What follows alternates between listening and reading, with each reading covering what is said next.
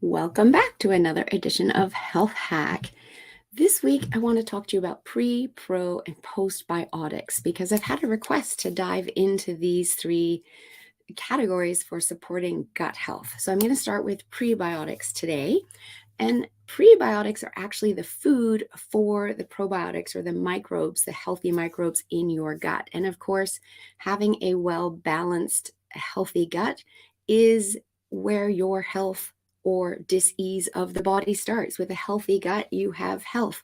With an imbalanced or unhealthy gut, that is when the body can start to trigger dis-ease. And so ensuring you have a healthy gut is, of course, very important. Now, you don't need to supplement prebiotics as long as you're eating enough fruit and veggies, because it's easy to get your prebiotics through your own food in order to feed the probiotics.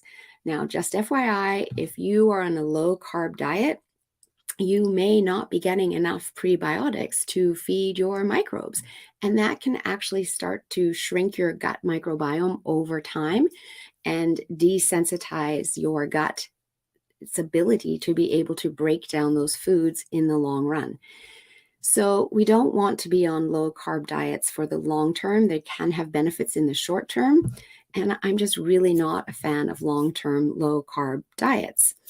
Now, we just shouldn't cut out a whole food group, right? And if you are someone who is feeling better on a low carb diet, then I want to ask you why. Why does being on a low carb diet make you feel better? And you want to get to the root cause of that, because that is indicating there is something out of balance with your gut. And when you resolve that, then your body will be able to process and break down carbs again perfectly well. So some examples of foods that are prebiotics are all of the FODMAP foods, which I know a lot of people avoid because of their gut health. And again, if we heal your gut, you won't have to be avoiding them.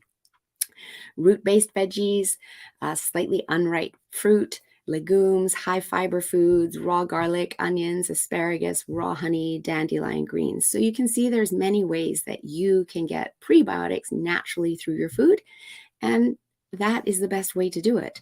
Supplementation can be very helpful, but that's exactly what it is it's supplementing your food sources. And so in this case, prebiotics you can get through your foods. So I hope that's helpful, and join me next time as I talk about pro.